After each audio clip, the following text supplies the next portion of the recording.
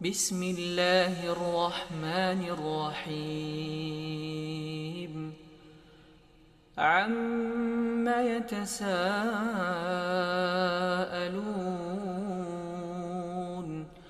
عن النبأ العظيم الذي هم فيه مختلفون كلا سيعلمون ثم كلا سيعلمون ألم نجعل الأرض مهادا والجبال أوتادا وخلقناكم أزواجا وجعلنا نومكم سباتا وجعلنا الليل لباسا وجعلنا النهار معاشا وبنينا فوقكم سبعا شدادا وجعلنا سراجا وهاجا وأنزلنا من المعصرات ماء ثجاجا لنخرج به حبا ونباتا وجنات ألفافا إن يوم الفصل كان ميقاتا يوم ينفخ في الصور فتأتون أفواجا وفتحت السماء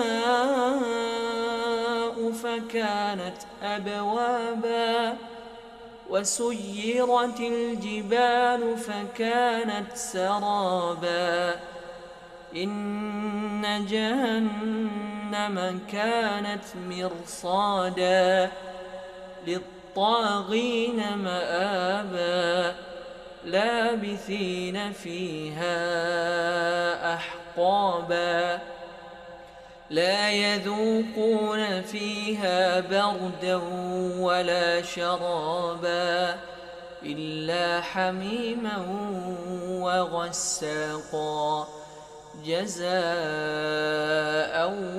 وفاقا إنهم كانوا لا يرجون حسابا وكذبوا بآياتنا كذابا يا أيها الذين آمنوا توبوا إلى الله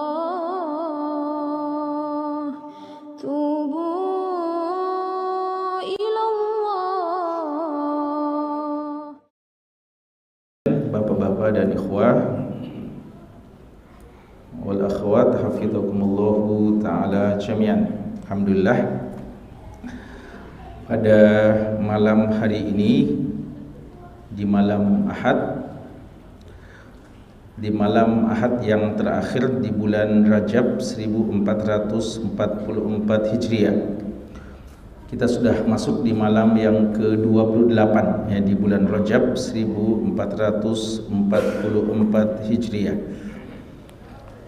Dengan izin Allah dan taufiknya, kembali kita berkesempatan untuk hadir bermajlis mengunjungi rumah dari rumah-rumah Allah Subhanahu wa taala, melaksanakan ibadah yang sangat dicintainya, ibadah salat secara berjamaah, dan mengisi waktu kita antara maghrib dan isya dengan sama-sama membaca, menelaah, mempelajari warisan dari Nabi kita yang tercinta, hadis-hadis dari Rasulullah sallallahu alaihi wasallam.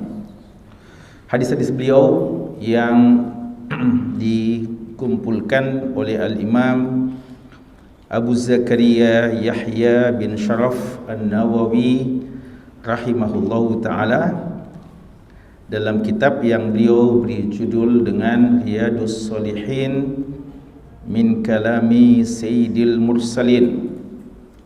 Riyadus Shalihin, tamannya orang-orang soleh, min kalami sayyidil mursalin. Taman orang-orang soleh itu isinya adalah sabda dari pemimpin penghulu para rasul Nabi kita Muhammad sallallahu alaihi wasallam. Hadirin sekalian, sebelumnya kami mohon maaf ya, karena dalam beberapa pertemuan ya, termasuk dalam pertemuan yang lalu ya, sedianya kami hadir namun berhalangan karena kesehatan yang kalau tidak salah belum terlalu fit. Namun alhamdulillah ada ya taklim, ada Ustaz Abdul Rahman ya, Masya Allah yang mengisi ya, jazakallahu khairan. Dan alhamdulillah kami bersyukur karena pada malam hari ini berkesempatan untuk hadir ya, karena seperti yang kita ketahui di beberapa hari belakangan ini ya, di daerah kita, di kota kita, di beberapa kawasan terkena musibah banjir ya, atau paling tidak terkepung ya dengan wilayah banjir ya. Ini tentu saja bagian dari ujian dan musibah yang Allah Subhanahu wa taala berikan kepada kita semuanya, dan bagi kita ya selalu berprasangka baik kepada Allah Subhanahu wa taala, karena setiap ujian dan musibah pasti di dalamnya ada hikmah yang Allah Subhanahu wa taala turunkan, yang Allah inginkan. Dan musibah yang menimpa kita apa saja bentuknya, Allah Subhanahu wa taala kirimkan adalah tentara-tentara Allah Subhanahu wa taala. Ayat-ayat Allah, tanda-tanda kebesarannya, dan di antara tujuannya adalah untuk kita lebih dekat kepada Allah dan untuk lebih takut kepada Allah Subhanahu wa taala. Wa ma nursilu bil ayat illa takhwifa. Tidaklah kami, kata Allah, mengirimkan ayat-ayat kami, tanda-tanda kebesaran kami, kecuali untuk mempertakuti hamba-hamba kami. Ya, air yang kita semuanya sangat membutuhkan, merupakan kebutuhan kita yang primer dan sangat mendesak. Namun kadang kita ya takut dengannya, dan kadang bisa menjadi sebabnya kita ditimpa musibah.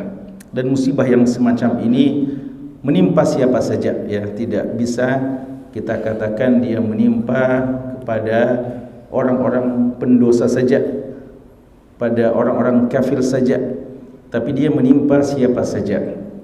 Yang bedanya adalah bagaimana penyikapannya dan apa tujuannya ya. Kalau orang-orang beriman, maka dia menyikapi dengan mengembalikan semua kepada Allah, berprasangka baik kepada Allah Subhanahu wa taala, dan cobaan itu akan menjadi pengampun dosa-dosanya dan bisa untuk mengangkat derajatnya di sisi Allah Subhanahu wa taala. Adapun orang-orang yang tidak beriman, maka ujian dan musibah itu datang untuk menghukumi mereka, mengazab mereka sebelum azab yang pedih kalau mereka tidak mau juga tobat kepada Allah Subhanahu wa taala. Maka tidak perlu kita pusingkan, tidak perlu kita herankan ya, ketika kadang musibah itu justru menimpa sebagian saudara-saudara kita, orang-orang yang beriman. Dan ya seperti apa yang menimpa saudara-saudara kita di beberapa pekan terakhir atau di beberapa pekan yang lalu, saudara-saudara kita di Turki atau di ya perbatasan dengan Suriah dan Lebanon, musibah yang sangat besar menimpa mereka, gempa bumi yang sangat dahsyat yang telah menelan korban puluhan ribu. Bahkan sebagian informasi mengatakan sudah ratusan ribu ya korban. Subhanallah ya. Mungkin sebagian ya, dan ini ada dari mulut-mulut ya, orang kafir menertawai dan merasa senang dan mengatakan ini justru menunjukkan bahwasanya Allah tidak cinta kepada kalian, kalian jauh dari rahmat Allah Subhanahu wa taala. Kita katakan tidak, bahwa musibah-musibah yang seperti ini dia menimpa siapa saja. Orang kafir juga bisa tertimpa musibah yang semacam ini, orang beriman juga, orang fasik, orang yang taat. Tapi sekali lagi perbedaannya paling tidak pada dua hal. Kenapa Allah Subhanahu wa taala turunkan musibah kepada mereka itu?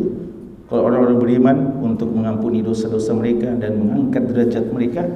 Untuk orang-orang kafir dan orang-orang yang pendosa mungkin untuk menegur mereka, dan jika tidak juga mau bertobat, maka itu sebagai siksa awal bagi mereka di dunia sebelum siksa yang lebih pedih di akhirat kelak. Waliyadzubillah.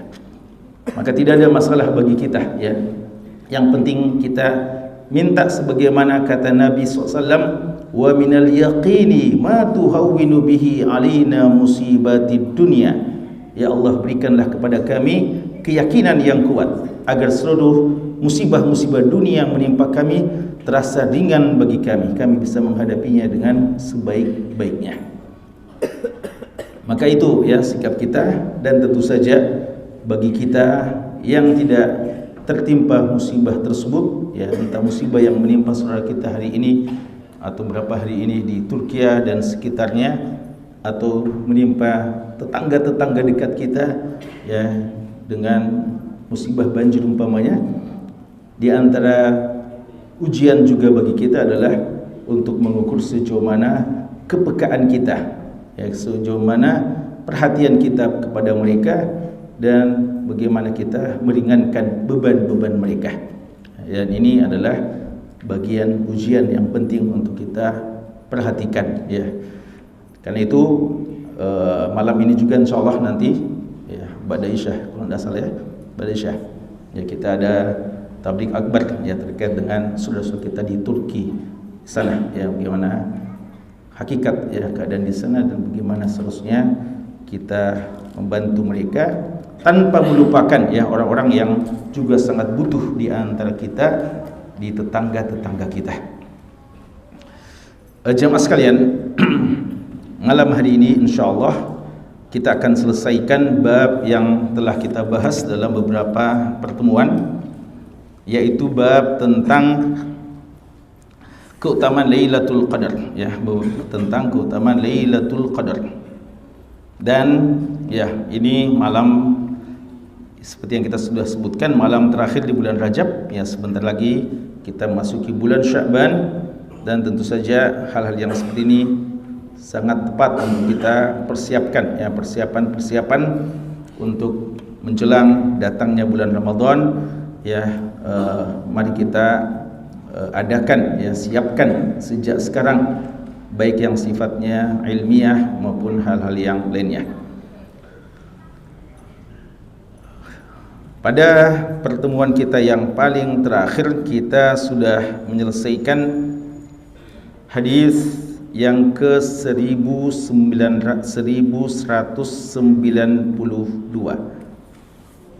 gitu ya, betul? Hadis berapa? Ya, kenapa? Apa? Belum dibahas? Lailatul Qadar belum dibahas? Sudah dibahas. Ini sudah bagian ketiga ini. Hadis keberapa sekarang? Anda sudah pernah, mungkin antum dah hadir, ya. Al-Hafidh hujjah ala man lam yahfadh. Antum? Siapa yang ingat?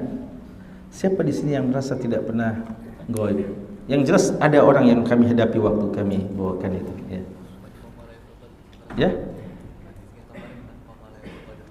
Sudah. Taharraw Lailatul Qadar sudah. Taharraw Lailatul Qadar. Berarti hadis ke 1192. Sudah kan? Sudah.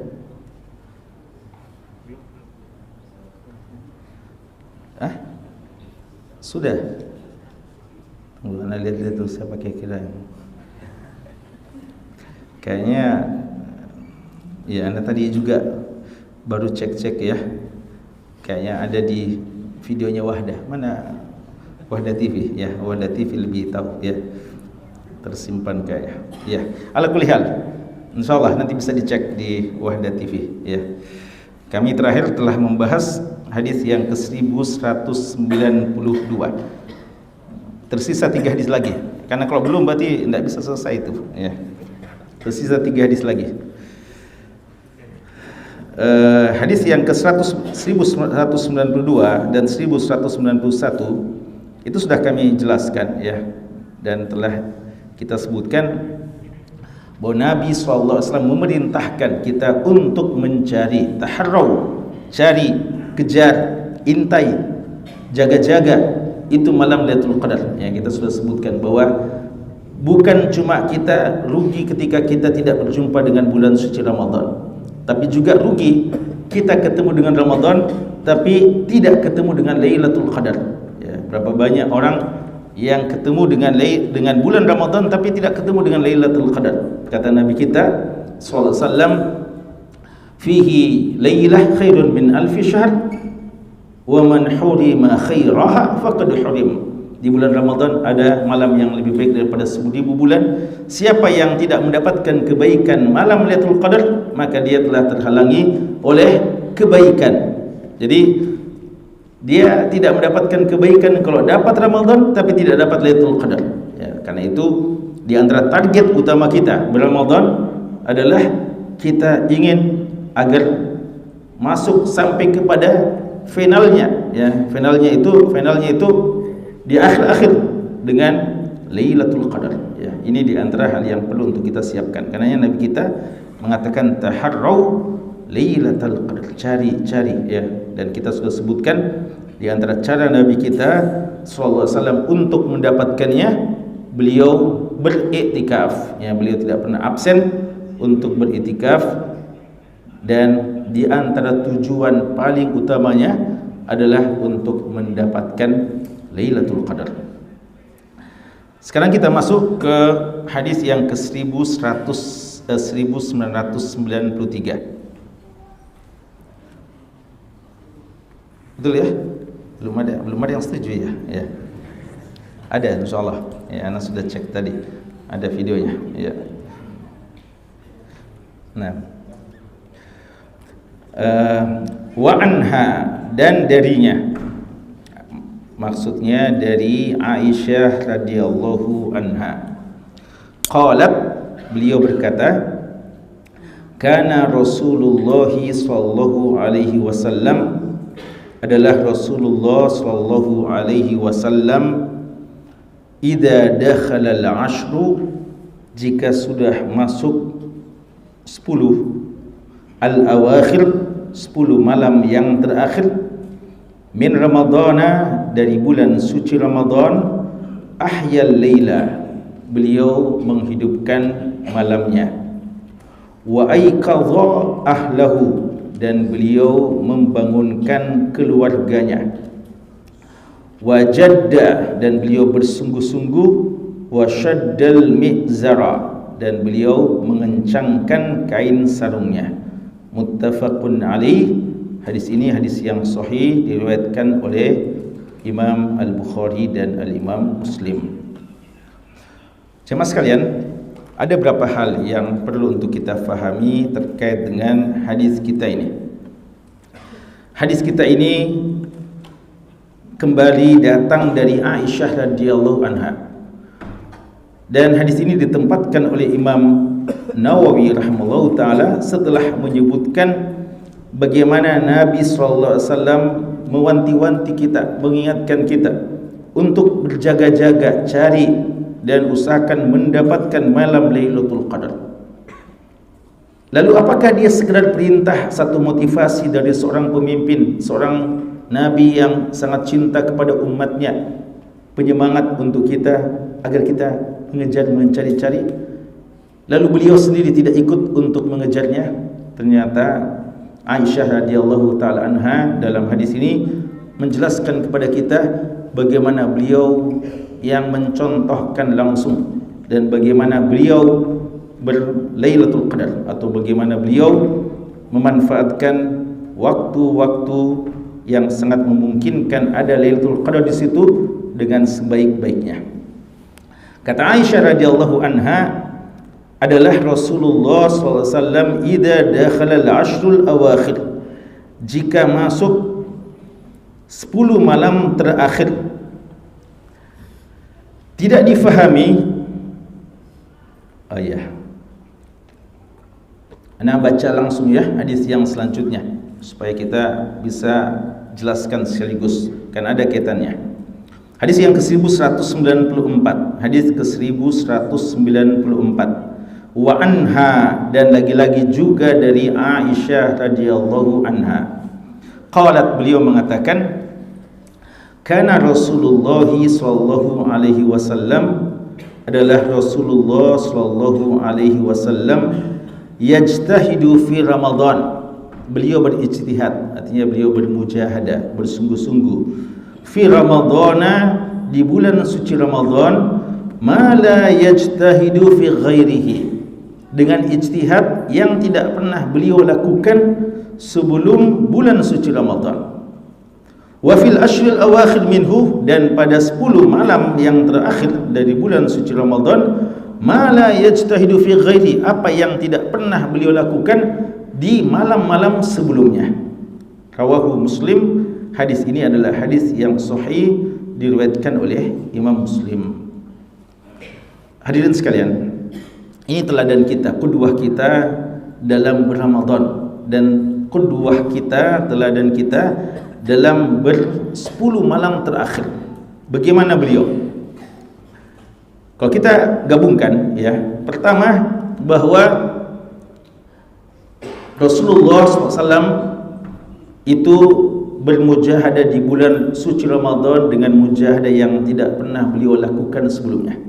Padahal ada kaidah yang pernah disampaikan oleh Nabi kita SAW kepada sahabat-sahabatnya, kepada seluruh umatnya, dan lebih khusus kepada sahabatnya yang sangat mau untuk melakukan ibadah yang paling maksimal, ibadah-ibadah yang paling tinggi. Ada yang tidak mau tidur sama sekali, mau sholat terus. Ada yang tidak mau berhenti puasa, puasa terus. Ada yang tidak mau nikah karena mau konsentrasi ibadah. Lalu Nabi SAW menyampaikan kaidah, inni atqakum lillahi wa akhsyakum lahu, saya adalah orang yang paling bertakwa kepada Allah dan orang yang paling takut kepada Allah Subhanahu wa taala. Dan di dalamnya terkandung makna bahwa beliau adalah orang yang paling baik ibadahnya, paling tinggi kuantitas ibadahnya, frekuensinya, dan juga paling tinggi kualitas ibadahnya. Beliau, ini kaidah umum. Kaidah umum artinya tidak mengenal musim. Tidak bulan Ramadan, tidak bulan Syawal, tidak bulan Safar, tidak bulan Sya'ban, tidak bulan Rabiul Awal, tidak bulan Jumadal Ula, Jumadal Akhirah, Rabiul Akhir, Muharram, Safar, dan seterusnya. Semua bulan. Tidak ada waktu tanpa ibadah. Dan bukan sekadar ibadah, tapi ibadah yang paling berkualitas. Beliau dalam semua waktu. Dan itu telah dipersaksikan oleh Abdullah bin Abbas radhiyallahu anhu, kana ajwadan nasi bil khairi. Nabi kita sallallahu alaihi wasallam adalah manusia yang paling loba dalam berbuat kebaikan kapan saja.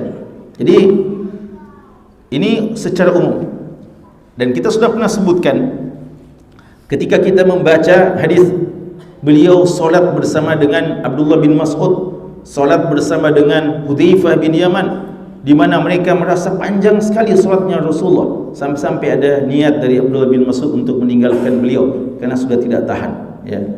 Hudzaifah sampai mengatakan beliau telah membaca surat Al-Baqarah sampai selesai, lanjut lagi surat An-Nisa sampai selesai juga, lalu lanjut surah Al-Imran sampai selesai 1 rakaat. Dan ini di luar bulan suci Ramadan ya. Jadi kalau dalam semua bulan beliau sudah yang terbaik. Tapi bagaimana ketika datang Ramadan? Apakah karena beliau memang sudah sangat maksimal menurut kita, sehingga ketika datang Ramadan biasa-biasa saja? Ya, tidak seperti kita yang kalau datang Ramadan Masya Allah berusaha untuk terbaik, beda dengan yang lalu ya.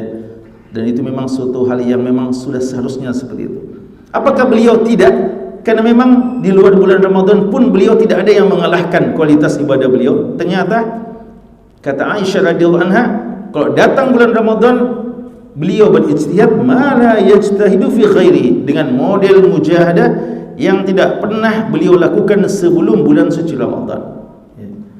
Makanya tidak ada alasan, ya, tidak ada alasan orang yang mengatakan saya ini biasa-biasa saja datang bulan Ramadan karena memang saya sudah rajin sholat lail, saya sudah rajin puasa sunnah, saya sudah rajin bersedekah. Datang bulan Ramadan, apalagi yang saya mesti tambah? Ya, kita katakan sebaik-baik apa yang telah Anda lakukan di bulan Ramadan, Anda mesti melakukan yang lebih banyak dan lebih baik lagi. Karena itulah contoh dari Rasulullah, dan Anda masih sangat jauh dari Nabi kita sallallahu alaihi wasallam. Ya. Tidak mungkin kita bisa mencapai kualitas beliau.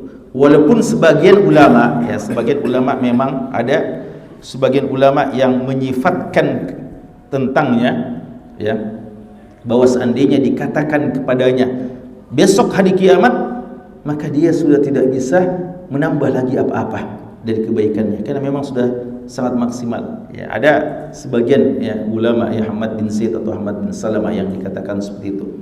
Tapi ini sekedar berlebihan karena kita yakin sebaik-baik beliau tidak akan bisa sama dan tidak akan mendekati kualitas Nabi kita sallallahu alaihi wasallam.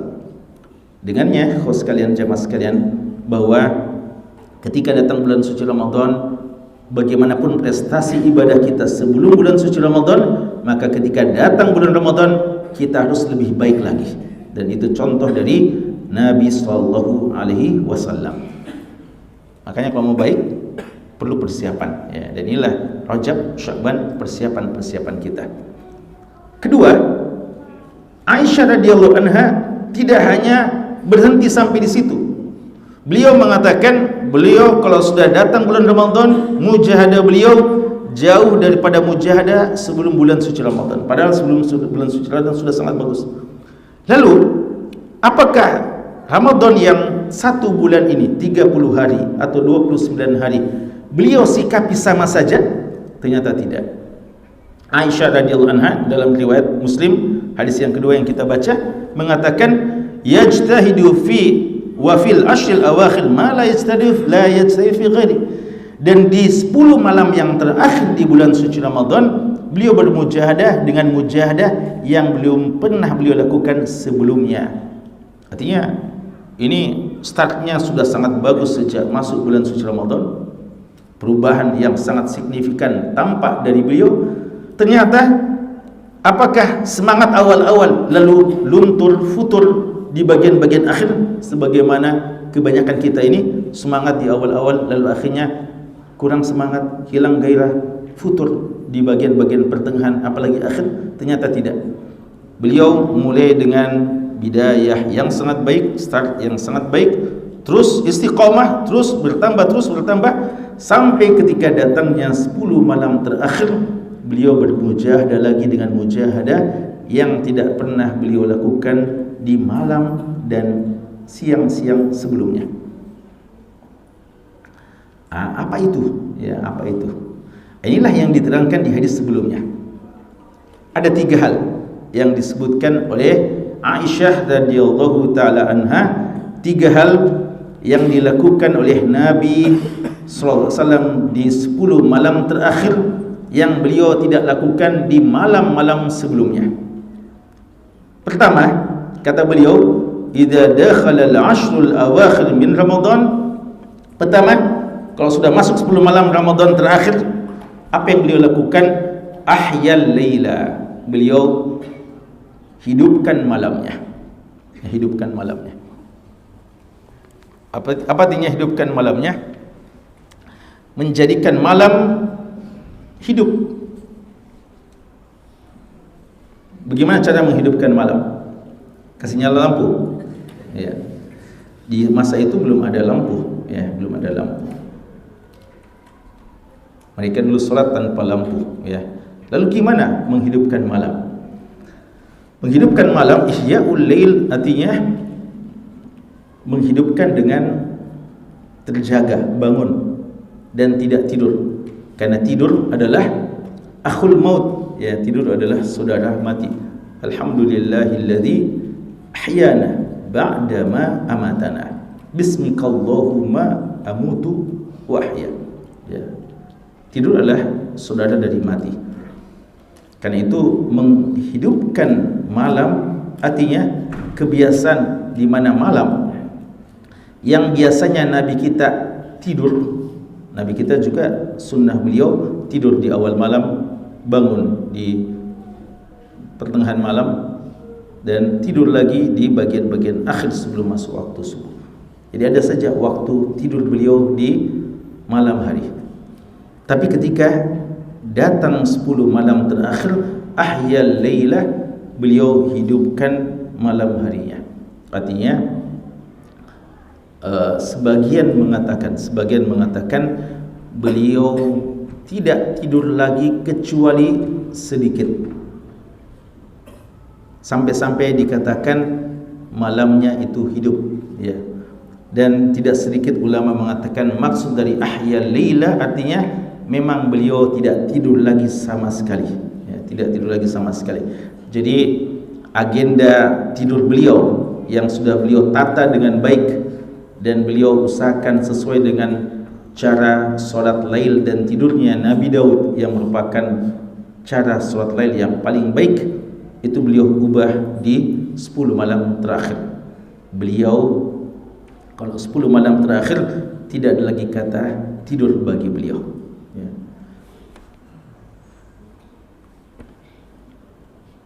Dan tentu saja tidak ada lagi tidur untuk ibadah kepada Allah Subhanahu wa taala, ya. Karena ada juga mungkin orang yang tidak tidur di 10 malam tapi untuk hal-hal yang lainnya, ya. Dan ini jamaah sekalian, kalau kita berada di lingkungan-lingkungan, ya, utamanya kalau di Haramain, ya, di Masjid Nabawi dan Masjid Haram Makki, kita melihat yang seperti ini, ya, bahwa orang-orang yang tidak tidur di 10 malam terakhir di bulan suci Ramadan. Bagaimana kalau dia tidur siangnya? Tidak tidur malam lalu siangnya tidur, paginya tidur, tidak ada masalah, ya. Karena memang dalam hadisnya dikatakan ahyal lail, ya, walaupun tidak disebutkan bagaimana Rasulullah dengan paginya, apakah ada qada ganti, ya, dari yang tidak tidur semalam, itu tidak dipersoalkan, ya. Yang jelas malam memang adalah waktu yang paling afdol di bulan suci Ramadan untuk beribadah, ya. Makanya ada biasa kita bilang itu orang-orang Arab, ya, tidak tidur memang malamnya tapi besok paginya langsung tidur, ya. Ya memang wajar, ya, karena tidak tidur malamnya, ya. Kalau kita tidur malamnya, tidur juga paginya, ya. Dan juga, ya, biasa-biasa saja yang kita lakukan di malam harinya, ya. Walaupun mungkin ada di antara mereka juga, ya, ada di antara mereka yang malam harinya melakukan hal yang tidak bermanfaat, tapi tidak sedikit, ya, mereka Masya Allah betul-betul tidak tidur pada malam harinya untuk mengaji, tadarusan, tilawah, untuk qiyamul lail, untuk melakukan ibadah-ibadah kepada Allah Subhanahu wa taala. Maka jamaah sekalian, paling tidak, ya, harus ada perbedaan waktu tidur kita di 10 malam terakhir. Kelalaian kita yang ada di malam-malam sebelumnya, apalagi di sebelum bulan suci Ramadan, jangan lagi diulangi di 10 malam terakhir. Kalau 10 malam terakhir kita, durasi waktu tidur kita masih saja sama, ya, dengan 10 malam atau 20 malam sebelumnya, maka kita tidak dikatakan mengikuti sunnah Nabi kita sallallahu alaihi wasallam. Mungkin, dan saya rasa kebanyakan kita masih sangat sulit untuk tidak tidur malam sama sekali, ya. Tapi paling tidak harus waktu untuk menghidupkan malam lebih banyak di 10 malam terakhir itu, ya, 10 malam terakhir. Yang kedua, wa aiqadha ahlahu, dan beliau bangunkan ahlahu, keluarga beliau. Al-ahl itu berarti istri beliau, istri-istri beliau. Dan ahl juga bisa berarti anak-anak, ya, istri dan anak. Allah mengatakan, ya ayyuhalladzina amanu qu anfusakum wa ahlikum nara, ya, jaga kalian, diri kalian dan keluarga kalian. Keluarga masuk pada istri dan anak-anak kita. Beliau sallallahu alaihi wasallam dalam malam hari ketika beliau ibadah di luar bulan suci Ramadan, beliau kadang solat dan membiarkan istrinya berada di depannya tidur, ya, karena kamar yang sangat terbatas. Maka apa boleh buat, kadang beliau solat dan istri beliau tidur di depannya. Beliau biarkan, tidak bangunkan. Nanti menjelang masuk waktu subuh, beliau bangunkan untuk minimal solat witir. Itu di luar bulan suci Ramadan. Adapun ketika datang bulan suci Ramadan dan terkhusus di 10 malam terakhir, aiqadha ahlahu, beliau hidupkan malamnya, dan ternyata beliau juga tidak biarkan keluarganya untuk tidur terlelap. Beliau bangunkan, libatkan mereka untuk juga melakukan ibadah, ya. Maka dalam bulan suci Ramadan ada tarbiyatu al-usrah, ya. Bukan untuk kita mikirkan diri kita juga. Ini momen yang sangat tepat untuk kita juga membina dan mentarbiyah istri dan anak-anak kita. Bahkan dalam sebagian riwayat, ya, yang diriwayatkan Imam Tirmidzi dan Imam Muhammad bin Nasr al-Marwazi dalam kitab Qiyamul Lail beliau, dari Zainab bintu Ummi Salamah radhiyallahu taala anhuma, anak dari Ummu Salamah. Zainab meriwayatkan bahwa Nabi SAW membangunkan seluruh anggota keluarga beliau. Artinya seluruh keluarga beliau, bukan cuma istri, bukan cuma anak. Apa yang dinamakan keluarga, beliau juga libatkan, ya. Lebih luas lagi, ya. Jadi kalau biasanya cuma istri, ya, yang beliau bangunkan, maka ini lebih dari itu. Ya, mungkin menantu-menantunya, mungkin cucu-cucunya, atau siapa saja yang dari kalangan keluarganya. Maka ini, ya, membangunkan keluarga ini seluruh anggota keluarga kita. Tentu saja sedih rasanya, ya, kalau di bulan suci Ramadan kita saja yang menghidupkan malam. Kita begitu semangat ke masjid, begitu semangat i'tikaf, begitu semangat, lalu kita tahu kita telah tinggalkan di rumah kita keluarga-keluarga kita yang tidur pulas, keluarga-keluarga kita yang tidak tahu bagaimana mesti beramadhan, keluarga yang tidak tahu bagaimana mesti membaca Al-Quran di bulan suci Ramadan, keluarga yang belum tertarik untuk melakukan salat tarawih di bulan suci Ramadan, apatah lagi kalau mau dikatakan melakukan tahajud, ya. Sedih tentunya. Maka momen Ramadan, momen yang sangat tepat untuk mentarbiyah mereka, menasihati mereka, mengajak mereka. Tapi jangan nanti bulan suci Ramadannya baru kita mulai. Ini masa-masa persiapan, ya. Buatkan agenda-agenda untuk bisa mengajari mereka sejak sekarang, menasihati mereka, memotivasi mereka agar mereka mau menjadikan Ramadan kali ini jauh lebih baik daripada Ramadan sebelumnya, ya. Aiqadha ahlahu. Kemudian yang ketiga, wajadda wasyadda al-mi'zar. Ada kata wajadda, ya, dalam sebagian riwayat langsung saja wasyadda al-mi'zar. Jadda artinya lebih bersungguh-sungguh, ya. Jadda, ya, man jadda wajada, bersungguh-sungguh. Wa syaddal mi'zar, ini semuanya tafsiran, penjelasan. Syaddal mi'zar artinya menguatkan mi'zar, kain sarungnya. Ini kata ulama kita kinayah, kata-kata kiasan untuk menunjukkan kesungguhan, ya. Seperti biasa kalau kita orang sungguh-sungguh, memiliki etos kerja yang tinggi, bersungguh-sungguh dalam kerja, dia menyingsingkan lengan bajunya, ya, lengan bajunya kalau mau kerja, ya. Demikian pula kalau kita mau ibadah, dikatakan kencangkan kain sarung kita, artinya lebih sungguh-sungguh lagi, jadda, ya. Dan sebagian ulama kita mengatakan makna syaddal mi'zar adalah makna sebenarnya dikencangkan kain sarung, artinya tidak lagi bergaul dengan istri-istri beliau, tidak lagi menggauli istri-istri beliau, karena beliau i'tikaf. Beliau tidak lagi berhubungan dengan istri beliau. Beliau tidak lagi tidur bersama istri beliau, bahkan beliau bangunkan istri beliau. Jadi kinayah bahwa i'tizalun nisa, tidak lagi menggauli. Padahal Allah Subhanahu wa taala mengatakan uhilla lakum lailatus siyam ar-rafathu ila nisaikum. Dihalalkan, masih halal selama bulan suci Ramadan, halal kita menggauli istri kita selama malamnya. Tapi di 10 malam terakhir walaupun masih halal, beliau tidak lagi, karena ini masa-masa terakhir yang tidak boleh disia-siakan. Beliau tidak menggauli lagi istri-istri beliau, ya. Maka ini juga perlu ada perbedaan, ya. Perlu ada perbedaan bagaimana kita menyikapi, ya, ibadah di 10 akhir Ramadan, ya, dengan 3 hal ini. Jamaah sekalian, terakhir, ya, terakhir,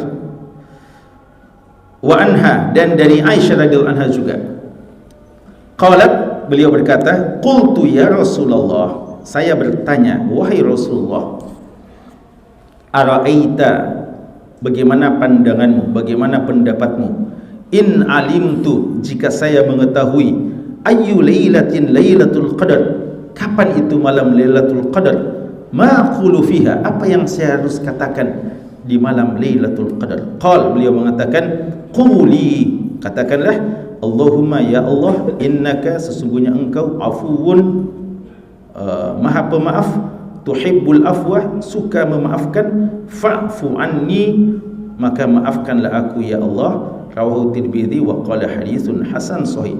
Beliau mengatakan hadisnya hasan sahih. Jemaah sekalian, secara singkat, ya, hadis yang terakhir ini menjelaskan kepada kita satu amalan bagi orang yang beruntung mendapatkan Lailatul Qadar, ya. Ada berapa pelajaran yang kita perlu ambil dari hadis ini? Pertama, pentingnya berbekal dengan ilmu. Aisyah radhiyallahu anha di sini bertanya dulu. Belum terjadi, tapi beliau bilang, kalau terjadi ternyata saya dapatkan itulah Lailatul Qadar, apa yang harus saya lakukan? Jadi perlu bekal ilmu sebelum terjadinya sesuatu, ya. Beliau bertanya, ya Rasulullah, dan ini menunjukkan bahwasanya beliau ada persiapan untuk itu. Sebagian kita tidak bertanya karena memang dia tidak ada agenda, ya, tidak merencanakan untuk bermujahadah mendapatkan Lailatul Qadar. Kemudian di antara pelajaran yang lain yang sering kita katakan, bagaimana adab seorang Aisyah radhiyallahu anha kepada suami tercinta. Sebagai seorang Rasul dan Nabi yang paling mulia, beliau menyapanya dengan ya Rasulullah, ya. Beliau tidak menyapanya dengan wahai suamiku, wahai kakakku, wahai, tapi beliau tetap menyapa dengan sapaan penghormatan kepada Rasulullah. Dan ini sebagaimana yang sering kita katakan adalah perintah Allah, la taj'alu du'a rasuli bainakum ka du'ai ba'dikum ba'dha. Ya, jangan sampai kalian memanggil Rasulullah sama saja dengan kalian memanggil orang-orang lain. Panggilan kepada Rasulullah dari siapapun harus terhormat, ya. Ya Rasulullah. Kemudian yang ketiga atau faedah yang lainnya adalah hadis ini jadi salah satu dalil sebagian ulama kita yang mengatakan bahwa Lailatul Qadar itu bagi orang yang mendapatkannya akan merasakannya. Ada khilaf dari ulama kita. Apakah kalau kita dapat malam Lailatul Qadar kita akan merasakan atau tidak? Ya. Antum setiap tahun rasakan ada malam Lailatul Qadar? Apakah kita yakin setiap tahun datang Lailatul Qadar? Ya, yang sahih setiap tahun datang Lailatul Qadar. Ada khilaf tentunya, tapi yang rajih, ya, pendapat kebanyakan ulama kita bahwa setiap tahun ada Lailatul Qadar. Pertanyaan, apakah kita yakin bahwa apakah kita selalu merasa setiap tahun malam ini malam Lailatul Qadar? Ataukah kadang kita bilang sudah lewat 10 malam, kira-kira kapan itu Lailatul Qadar? Ya. Atau kadang kita khilaf, ada yang mengatakan saya rasa begini, ada yang mengatakan saya rasa ini. Makanya ulama kita ikhtilaf, apakah Lailatul Qadar dengan keyakinan dia datang, apakah orang yang menghidupkannya. Ada orang mengatakan, saya yakin Lailatul Qadar itu pasti ada, maka 10 malam terakhir ini saya tidak mau absen dalam solat lail dan solat tahajud.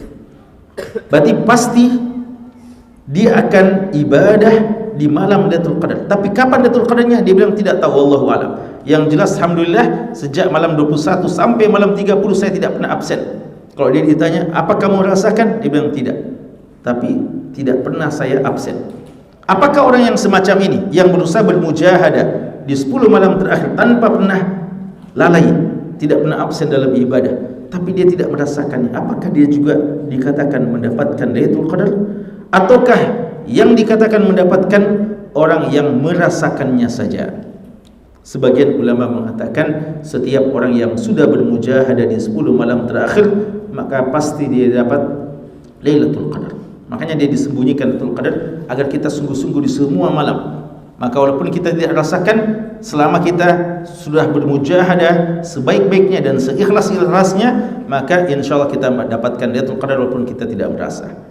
Dan sebagian ulama mengatakan bahwa yang mendapatkan Lailatul Qadar hanyalah yang merasakannya. Di antara dalil mereka adalah pernyataan Aisyah. Karena Aisyah mengatakan, ya Rasulullah, bagaimana kalau saya tahu malam itu malam Lailatul Qadar, apa yang saya harus lakukan? Berarti ada orang yang tahu, ada orang yang tidak tahu. Ada orang merasakan, ada orang yang tidak merasakan. Yang mana yang roji di sini? Mana yang roji kira-kira? Wallahu a'lam, ya. Tapi kita katakan tentu saja orang yang merasakannya maka insyaallah dia lebih berpeluang. Tapi rahmat Allah luas bagi hamba-hambanya. Kita berharap, ya, walaupun kita dengan segala kelemahan kita sudah berusaha bermujahadah, lalu mungkin ada malam-malam yang tidak kita rasakan, ya, maka mudah-mudahan Allah SWT tetap memberikan kepada kita pahala Lailatul Qadar.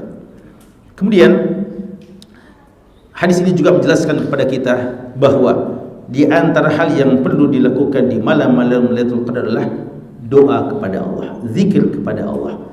Karena Aisyah tidak mengatakan apa yang harus saya lakukan, tapi beliau bertanya apa yang harus saya katakan. Berarti yang beliau lakukan tahajud sudah, ya, dan hal yang lain. Tapi ada yang harus dikatakan, artinya di antara hal yang perlu dilakukan di malam Lailatul Qadar zikir dan doa, zikir dan doa. Zikir dan doa banyak modelnya, banyak jenisnya.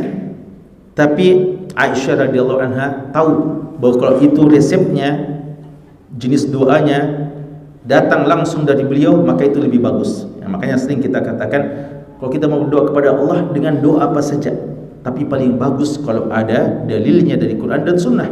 Ya, kita punya hajat yang banyak, yang berbeda-beda, maka sesuaikan saja.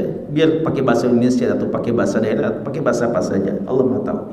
Tapi kalau hajat kita itu bisa kita sesuaikan dengan dalil yang ada, contohnya lafaz yang datang dari Quran dan Sunnah, maka itu yang lebih afdal. Oleh karenanya Aisyah dengan ilmu beliau, dengan pengetahuan beliau akan bahasa Arab, beliau tidak mau buat-buat sendiri doa, tapi beliau tanya dulu doa apa kira-kira yang paling bagus dibaca pada saat malam Lailatul Qadar. Banyak jenis doa tentunya, tapi Nabi kita mengajarkan doa yang min jawamil kalim, ya, doa dari kalimat-kalimat yang ringkas namun bermakna padat lagi mendalam. Ya, ini min jawami kalim Rasulullah. Padahal kalau kita baca doa-doa Rasulullah, ada sebagian doa Rasulullah satu saja rangkaian doanya panjang sekali. Apalagi kalau mau tambah-tambah, ya. Tapi di sini beliau ajarkan doa yang singkat. Apa ini doanya? Dimulai dengan Allahumma ya Allah, ya, Allahumma ya Allah. Dan ini jamaah sekalian sudah sering kita katakan bahwa kalau dalam Al-Quran kebanyakannya Rabbana atau Rabbi. Adapun dalam hadis kebanyakan Allahumma, ya, Allahumma. Innaka afuwun.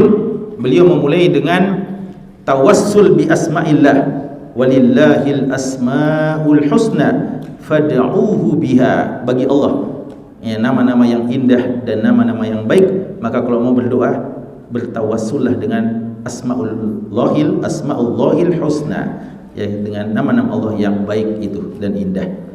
Ini diantaranya. Kita mau minta al-afu, maka kita memulai dengan bertawassul dengan nama Allah Afuwun, ya, afu, innaka afuwun. Kemudian puji-pujian, tuhibbul afwa. Ini di antara juga adab dalam berdoa, memuji Allah Subhanahu wa taala. Alhamdu wassana 'ala Allah. Tuhibbul afwa, engkau ya Allah menyukai al-afwa. Fa'fu anni, maka maafkanlah aku. Dalam sebagian riwayat, ya riwayat Ibnu Majah dikatakan afuwun karimun. Ya, tapi riwayat yang lebih sahih afuwun tanpa tambahan karim, ya. Fa'fu anni, maka maafkanlah aku. Al-afu, maafkan. Apa bedanya dengan ikfir li? Apakah sama atau tidak? Afuwun, Allah mengatakan dalam Al-Quran di akhir surat Al-Baqarah, Rabbana wa la tuhammilna ma la taqata lana bih. Apa? Wa'fu anna waghfir lana warhamna anta maulana ansurna 'alal qaumil kafirin. Di situ ada 4. Wa'fu anna waghfir lana warhamna dan talabun nasr. Berarti ada perbedaan antara al-afu wal ghufran wal maghfirah. Ada perbedaan antara al-afu dan al-maghfirah. Biasanya ada kalimat yang sama saja. Kalau dia berdiri sendiri maka sudah mencakup semuanya. Tapi kalau disebutkan bersamaan maka dia berbeda. Sama dengan al-afu was-safhu, ya. Wal ya'fu wal yasfahu. Ala tuhibbuna ay yaghfirallahu lakum. Itu ada 3, ya. Al-afu was-safhu wal maghfirah, ya, min Allah. Kata ulama kita, al-afu kalau dipasangkan dengan as-safhu maka maknanya al-afu itu memaafkan, as-safhu memaafkan tanpa lagi ada perasaan tidak enak kepada saudara kita. Ya, al-afu kita bilang kita memaafkan, tapi mungkin kita bilang saya maafkan kamu, tapi kita sudah sulit lagi bisa bermuamalah sama dengan yang dulu. Karena dia bikin hati kita jengkel, sakit hati. Maka kita saya maafkan. Tapi jangan harap ya kita bisa berteman seperti dulu, ya. Itu al-afu. Tapi as-safhu dia memaafkan seakan-akan tidak ada masalah sebelumnya, lebih tinggi, ya, al-afu kalau dibandingkan as-safhu. Tapi kalau disebutkan salah satunya saja maka al-afu sama dengan safhu, memaafkan dengan semaaf-maafnya. Lalu kalau al-afu dan al-maghfirah apa bedanya? Kata sebagian ulama kita, di antaranya Imam Ghazali, ya, beliau mengatakan bahwasanya al-afu lebih tinggi daripada al-maghfirah. Karena al-afu memaafkan, al-maghfirah dari kata-kata gufran itu artinya menutupi kesalahan, tapi belum tentu dimaafkan kesalahannya. Adapun al-afu memang diangkat kesalahannya dan dimaafkan sama sekali. Ya, itu sebagian ulama kita menyebutkan seperti antaranya Imam Ghazali rahimahullah taala. Tapi ada juga yang mengatakan seperti Ibnu Juzai mengatakan bahwa al-maghfirah lebih tinggi daripada al-afu, karena al-afu itu hanyalah dimaafkan, adapun al-maghfirah dia ditutupi lalu dimaafkan dan tidak diiqab, tidak akan dihukumi, dan dia akan berikan pahala yang sebaik-baiknya, ya, jadi lebih tinggi al-ghufran. Ala kulli hal, walaupun kita mengatakan maghfirah lebih tinggi, tapi kita katakan hadis ini Nabi kita ajarkan untuk membaca di malam Lailatul Qadar, maka tidak ada doa yang lebih afdal melebihi doa ini, yaitu kita minta pemaafan dari Allah. Maka jemaah sekalian, malam ini adalah malam yang lebih baik daripada 1000 bulan. Begitu banyak yang kita mau minta, silahkan minta apa saja yang kita butuhkan kepada Allah. Tapi jangan lupa, di antara kebutuhan hamba yang terbesar adalah dimaafkan dari Allah Subhanahu wa taala. Sebagian ulama kita mengatakan kenapa digunakan kata-kata al-afu? Karena al-afu itu juga dari kata-kata al-afiyah. Al-afiyah artinya pemaafan, dan ini bisa bermakna untuk dimaafkan dari penyakit fisik dan penyakit batin, ya. Jadi tuhibbul afwa fa'fu anni, kita minta kepada Allah untuk diberikan afiah, kesehatan, sehat wal afiat. Fisik kita disehatkan oleh Allah Subhanahu wa taala. Makanya dalam riwayat kalau kita lihat orang sakit, Walaupun ada khilaf tentang kesuaiannya. Kalau kita lihat orang sakit, apa kita baca? Dalam hati ya, kita tidak kesampaikan kepada dia. Kita bilang apa?